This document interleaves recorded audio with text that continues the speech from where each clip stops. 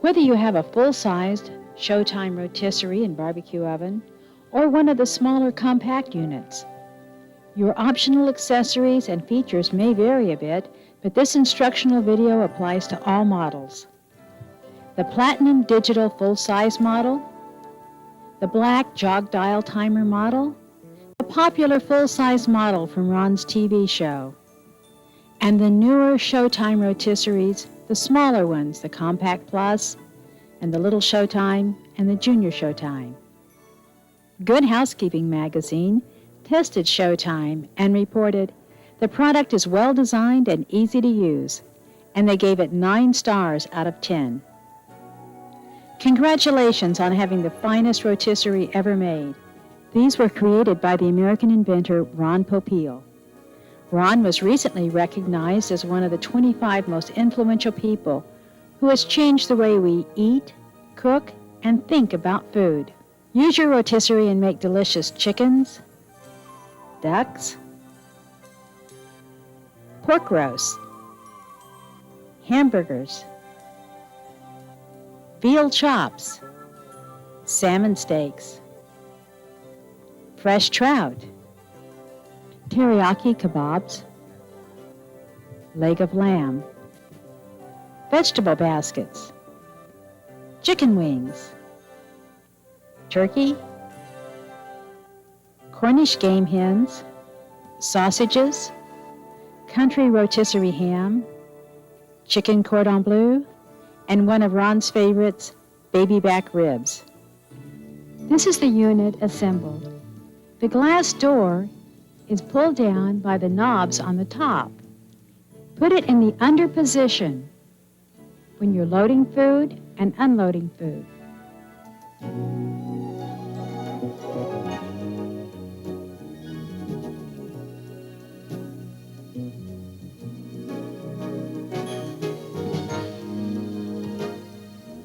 This is the drip tray and grate cover,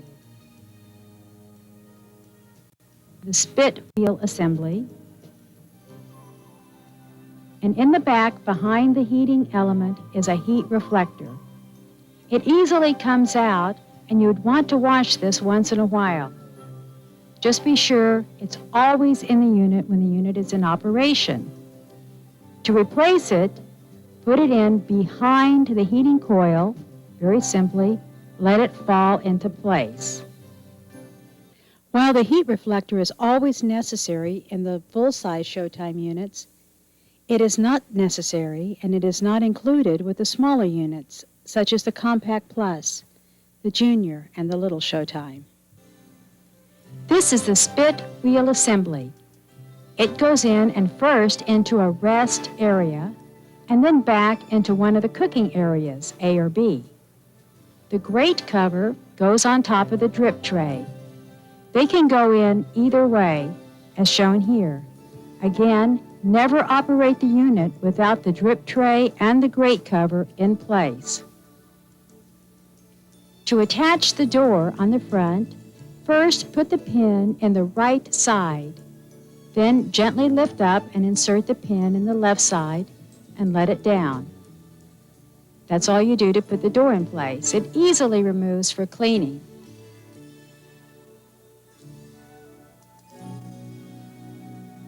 Now it's your turn, Ron. You tell them about the spit wheel assembly. This is the spit loading base that comes with every unit. I'm going to set that on there like so, and I'm going to take the other gear wheel, and I'm just going to match it up. Once they're matched up, you press down, and it's ready to go into the rest area. Now let me explain some of the inner parts of the machine here. Over here is the rest area. Over here is the A position, and then we have the B position. Now, and in the back, we can see the motor gear. That's what makes everything operate. Now let's go back to the A position. The A position, and I'm going to set it first in the rest area, and then into the A position. All foods work in that A position. Now it's basically for larger foods because if you decide to go to the B position, you lift up, it falls into place, and that will do smaller foods. I'll do that once again. The A position does large foods. The B position does smaller foods. There are only two positions in the smaller units, the rest area and the cooking position. Once the food is in, you lift the window up, you set it, and you forget it. Don't take set it and forget it literally. It's only valid if you have read and followed all the instructional material. Notice that we have half-hour increments going around the unit. It's a 3-hour timer and it turns off automatically. Now you'll notice down the bottom here, it's in the normal rotation. That's right in the middle. That's the heat on and the rotisserie is spinning. If I move it to pause to sear, that allows the heat to stay on, but the rotisserie is not working. It sears all your foods. Of course, if you move it over to no heat rotation, your food is done already, and you turn it to no heat rotation for just 5 minutes on the timer. That's when the heat is off, but the rotation continues. That'll allow you to let your food rest with all the juices permeating, marinating inside and outside. We'll go back to the normal position. If you own the Platinum Edition with digital controls, it simply works like this. Now we have the hour button right here. I'm going to touch it and we have 1 hour, and you can see the digital light right there, and it will start in just a couple of seconds' time. Above it is the minute button, and I will give that a press a couple times, and you can add on your minutes. The left side is minus minutes, and we can take away minutes if we so desire. And of course, we have the off button down over here. That turns it off, although your machine stops automatically when you're using it. If I wanted to just touch the button again, you will notice that the rotisserie spins a little bit each time I touch it. So you can position anything in there anywhere you want. Now the function button on the top allows you to do the normal rotation. That's heat with the rotation. Of course, I'm going to go to no heat rotation over here, and I'm going to give it a couple of minutes on no heat rotation. Now what is no heat rotation? No heat rotation is what it says. There's no heat, but the rotisserie is spinning around. Now the reason I invented that was that I know that when food is done, not everyone is ready to sit down at the table. And so this will keep your food spinning around with the juices flowing, and it'll keep it hot for about a half an hour's time. You never can get those people to sit down at the table when you want them to. And the last button on the side over here is pause to sear. And I'm going to touch the function button again. And what will happen here now is the rotisserie stops, but the heat remains on. It will allow you to sear your food, especially when you're doing steaks and lamb chops in the basket. I'll turn it off, and that's all there is to it. If your Showtime machine came with a jog dial timer, it may have some or all of the following features. Unless you have selected another function, the timer automatically goes to normal rotation. You can adjust the cooking time by turning the jog dial up or down. The time appears in large red digital numbers. The three-way button lets you select the following: normal rotation, where your food rotates and is cooked, or no heat rotation, used for cooling the food before serving while keeping the juices evenly distributed throughout the food, or pause to sear. You position the food in a basket or on the spit rods right in front of, that is, facing the heating element, to brown or char the outside. Do one side, reposition the basket or spit rods, and do the other side. Do not try to cook food solely in the pause to sear selection. It will burn. Use it for a few minutes on each side to char the outside of steaks and other foods. Then select normal rotation and set the time to finish cooking. If the machine is accidentally turned off, the three-way selection button has 1 minute of built-in memory. After 1 minute, it reverts to normal rotation. The warming feature automatically sets 1 hour of warming when you push the warm button. You can increase or decrease the warming time by turning the jog dial just after you select the warming button. You can set the warm selection while your food is cooking too. Just push the warm button and, as the light flashes, jog dial the warming time you desire, if it is other than the 1-hour automatic setting. You did not interrupt your cooking time to set the warming time. Your food will continue to cook, and after a few seconds, the timer will again show you the remaining cooking time. Then, when cooking is done, it will automatically go to your preset warming time. Note the numbers and orange light both flash during warming. A special position feature. To align the food in front of the heating element, or to align it for easy removal from the rotisserie, hold down the off button. This lets you rotate the spit rod assembly without heat or engaging any other feature. Release the off button and it stops rotating. The smaller models have a 2-hour timer with some or all of the same functions. And here's a helpful hint with the smaller models. You can put a strip of aluminum foil just below the front door on your countertop. It'll collect any moisture or grease, especially from larger foods. Now let me show you how to put the meat on the spit rods. I'm going to take the meat, I'm going to set that on the platform like that, and I'm just going to drive it through like so. Beautiful. I'll put this on one side, and then the other side, snap it down, and then I'll go right into the rest area. And then I'll just slide it over. Next item is just slide it back, and it's ready. Pick it up, set it, turn it on, forget it.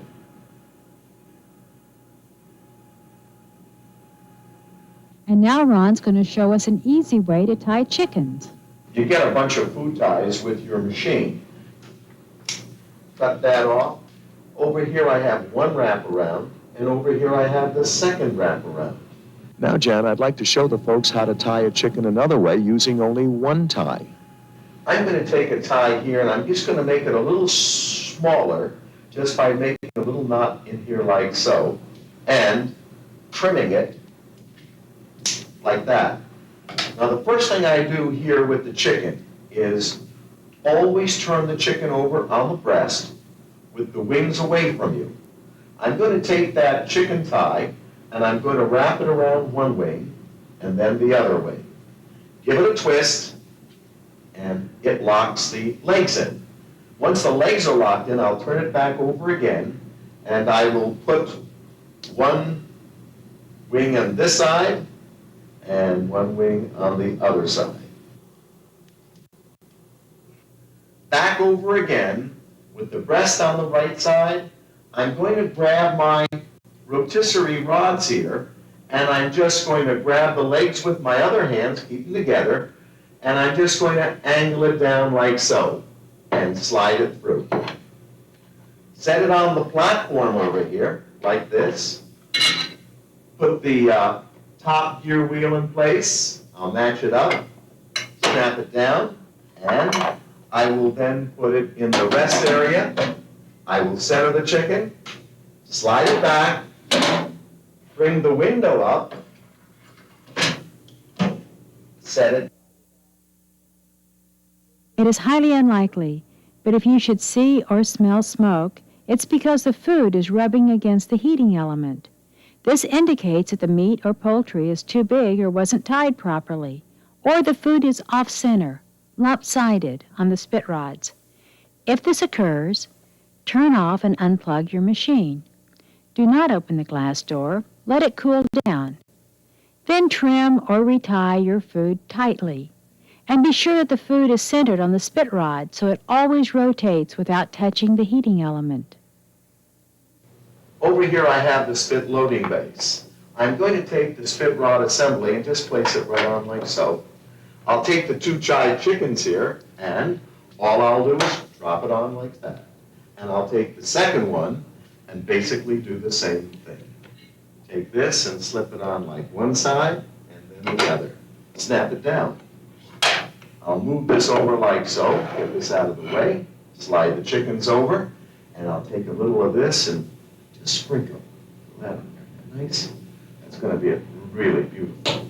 Then I will take it and set it in the rest area, slide it back into the position, lift up the window, turn it on, set it, and forget it.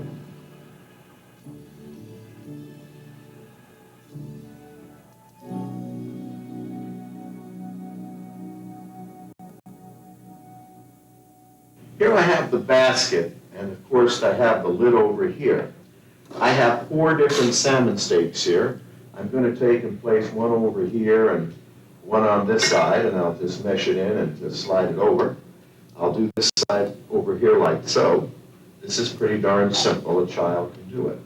I have some lemon, and I'll touch that over here, both sides. Sprinkle a little dill on here. Kind of looks kind of nice, doesn't it? Mm-hmm. I think so. And I'll take the bar over here, and I'm just going to stick it in one side. And it's very important that the fish does not move around on the inside. Now, over here, I'm going to take my platform, and I'll set the unit on like so. Take this over here, and just match it up. Match it on one side and then the other side and just slide it down like so. It's as simple as that. I'll put the lid on. This is pretty simple. Snap it on, take it, set it in the rest area, slide it back, lift this up, set it, and forget it. That's all you do to do your work.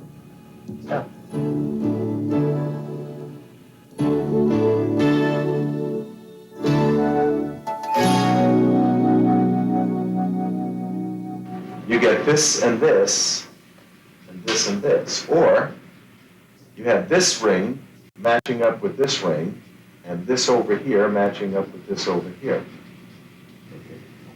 This side over here will go in there, and you use the spring side over here, and it comes out over here. And that kind of locks the food down. Over here I've got the platform. I'll set it down, and I'll put this on it like so. Now over here we have these two. Of course, this guy here matches up with that one over there. All I'm going to do is set it down like so, and down it comes. Perfect. I take the lid, and I'll just slip the lid on like this, and you're ready to go. Important. Always close the basket cover tightly so food cannot move while rotating. Problem. Sometimes the edges of food get burned in the baskets as they go around. Solution? Cut small strips of aluminum foil, fold them in half, and cover the leading edges of the basket. As you see here, you can line both the top and bottom edge with foil, and this will help keep the food from getting burned as it goes around. Here we're loading chicken wings covered with Ron's barbecue spice. And it's a good idea to load food so the smaller bones go toward the middle of the basket so they have less opportunity to fall out the edges.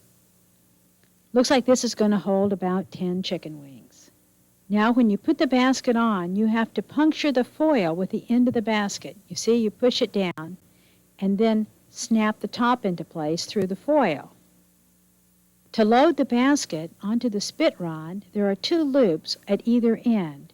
You run the spit rods through the loops in the front and the back on both the top and bottom. Then you snap the lid in place. Now, here's how to make kebabs. First thing you do is set it in the rest area like so. Now, with every package you get all these shish kebab rods. Let me show you how to use them. You take the shish kebab, and they're done over here. You just slip in one side on that side, and then use the spring to, in fact, snaps in. It's as simple as that. I'll put it on one side like that, and then just spring it in. You set it back into the unit. You set the window up. You turn it on. That's all you do shish kebabs. Remember with kebabs, you always put the spring end on the right side because it turns a quarter turn every time the whole wheel assembly goes around. This ensures an even cooking on all sides of your kebabs. Insert the sharp end first. Then snap the spring end in place. Keep the meat and vegetables on your kebab rods no more than 1.5 inches in diameter so they don't touch each other as they go around. It's very important when you're fixing ribs using the kebab rods that you put the spring ends on the left. That way they don't make a quarter turn every time it goes around. And here's how to use the flavor injector. Suck up that juice, like a little lemon juice here. And I'll take this and I'll jam it in. Just a little shot there. Stick a little shot over in here. A little shot down in here. A little shot in there. Use it all up, huh? Then I'll just go to the spit rod over here, slide this in, and all I do is go down and just ram it through like this. I'll set it on the counter over here like that. I'll put the fine thing on over here, snap it down, and lift it, set it in, position it, slide it back. It's as simple as that. And then you just set it and forget it. And now Ron shows how to tie a turkey. Now over here I've tied the wings one time, and I've also tied the wings. This keeps the wings nice and tight and close.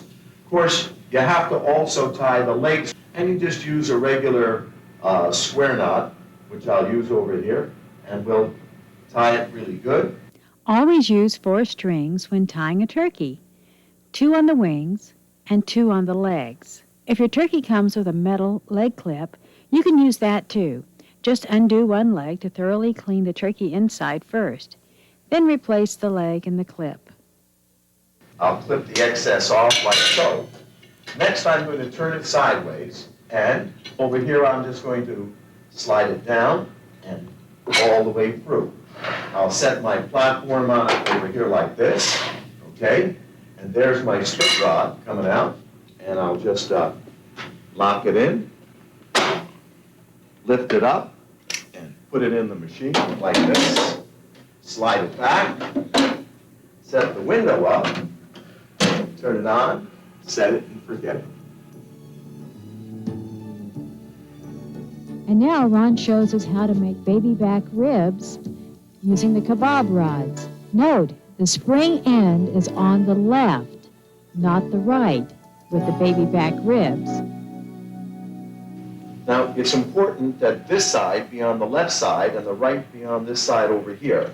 So I'm just going to slide it in over here like so, and then I'll just squeeze these together, snap that in. Now, if you notice down over here, we have our ribs, and I've taken one on each side. It holds it like that. Now, it's going to take this side over here, and I'm just going to slip it in on one side and spring it on the other, and just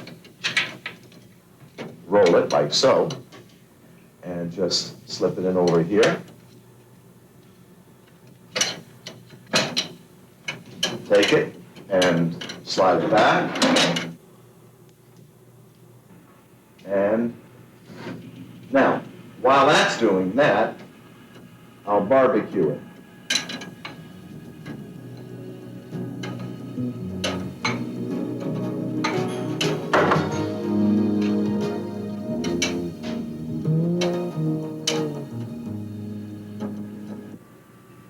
You have rubberized gloves. I'm going to slip my glove on over here.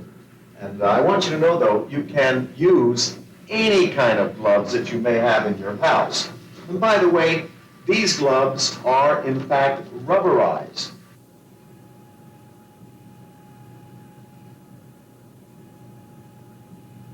Watch what I do here. I'm going to turn off my machine over here, and I'm going to slide this right under.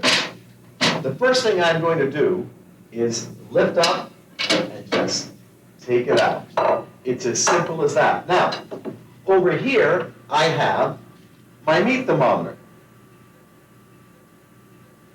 You must check to see if in fact the meat is done. It's done. Good. I'll take the meat thermometer out and just slide it off. The chicken comes right off, and you are now ready to serve your chicken. Problem. Your chicken is done for time and temperature. However, the breast of the chicken is not as brown as you'd like it. The chicken has probably been loaded a bit off-center. So, stop it when the breast is aligned in front of the heating element. And set the function switch to pause to sear. Set the timer for 5 minutes, and you'll find the chicken breast is nicely browned. Now here I have a beautiful piece of roast beef, and I'm gonna just sprinkle some nice stuff on here, all over. Get some nice, good spices on there. That's gonna be lovely, huh? Is that pretty? I think so. Okay, now, since I have it like that, I'm going to take the spit rod over here, and do not go in over here in the meat.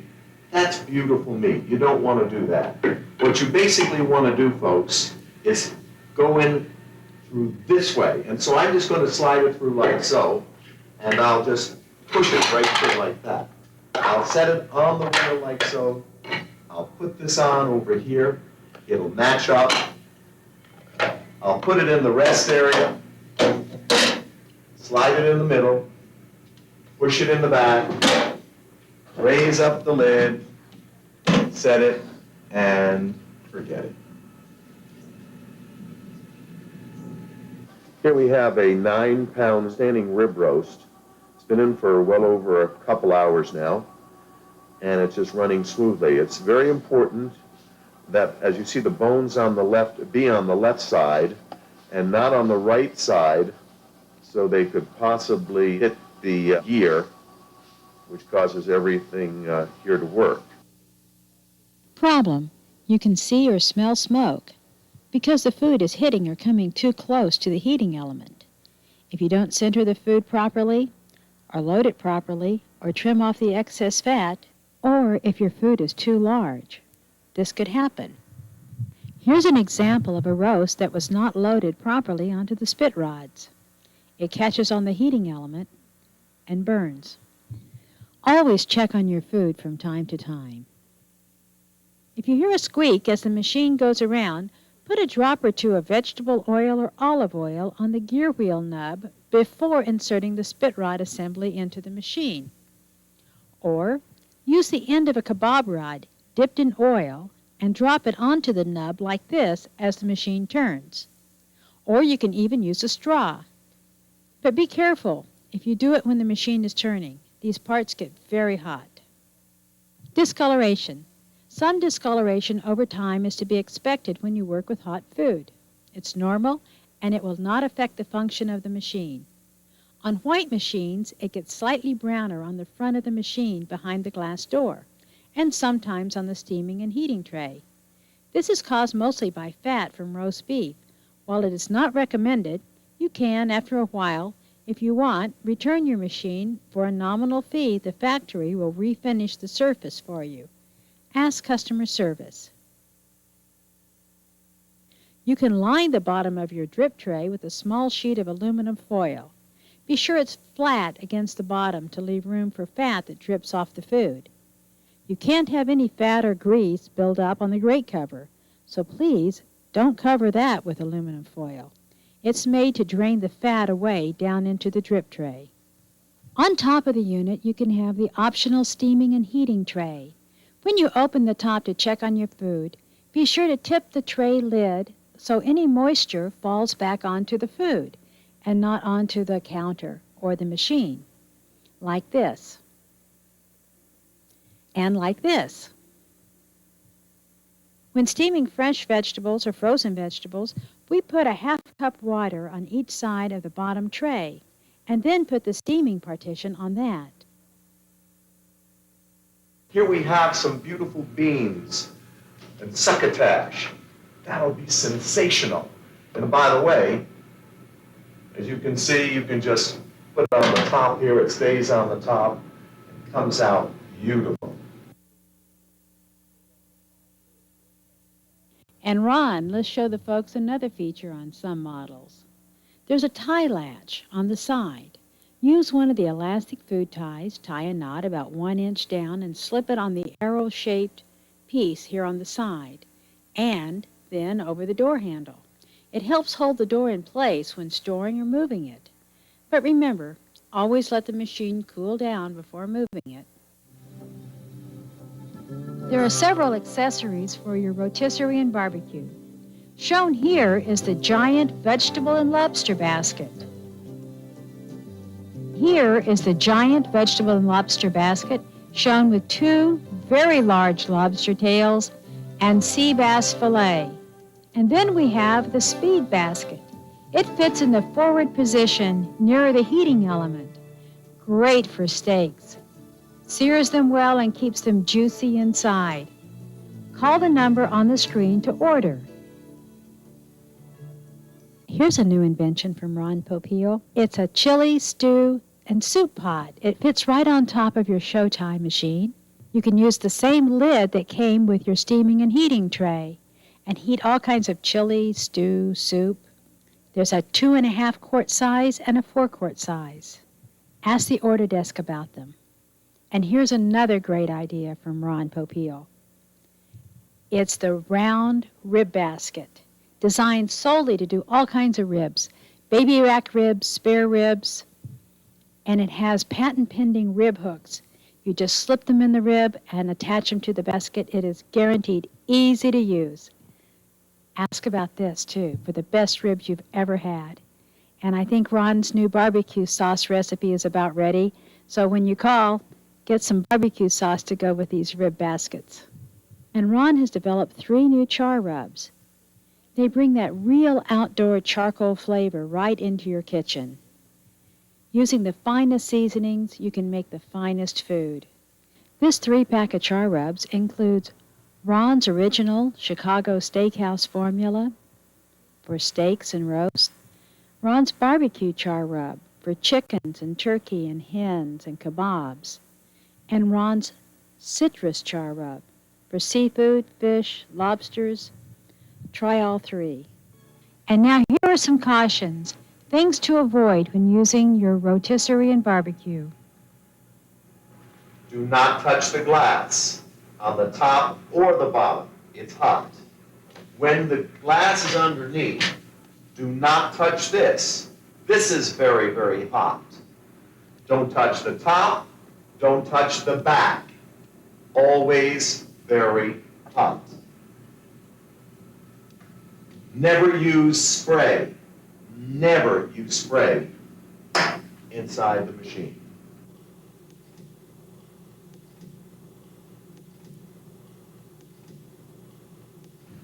Don't touch this. This is very, very hot, okay? Never grab that. You'll burn yourself. Never touch the sides over here. This is important. Remember, always keep at least 8 inches of space from any cabinet on the top, sides, and back. This is no. You're too close on this side, and you're too close up here. This is no. Hot, hot, hot, hot. Do not touch. Important. Keep out of the reach of children at all times. Don't let them reach up and touch it. Important. Do not put charcoals or any foreign objects in the machine. Important. Do not move rotisserie when it's hot or loaded with food.